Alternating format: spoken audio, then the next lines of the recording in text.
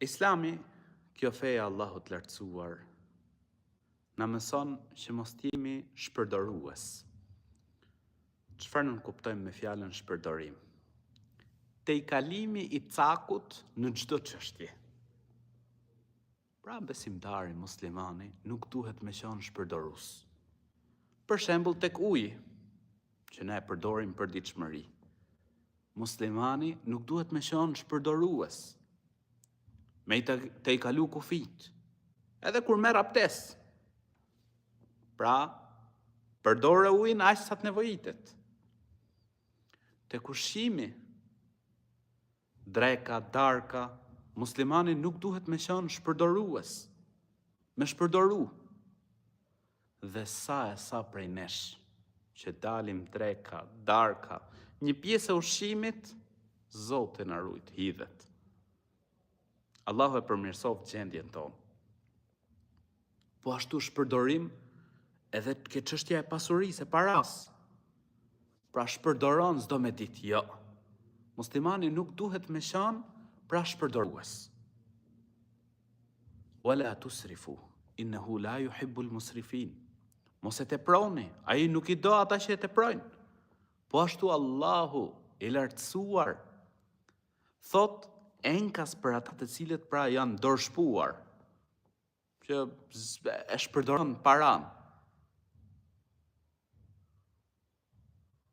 Çfarë thot innal mubadhirina kanu ikhwana ash-shayatin. Me të vërtetë dorëshpuarit janë vëllezërit e djallit, Allahu na rujt. Ndërsa kur vjen çështja për besimtarët, cilësia e besimtarit është pra do të jetë cilësia e tij do të jetë cilësia e njerëzve pra që I do Zoti I gjithësisë. Allahu I lartësuar çfarë thot?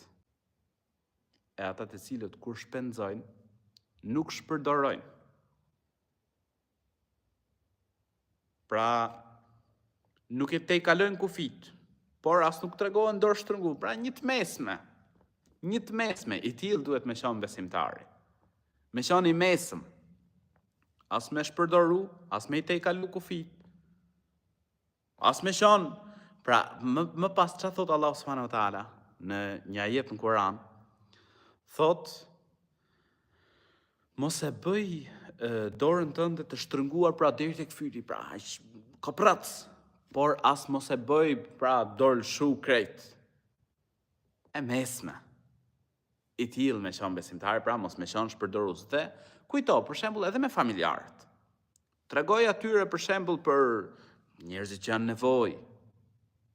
Dhe muslimani me u mundu me eduku fëmijën, familjen, pra që t'jenë njerëz të cilët pra nuk janë shpërdorues.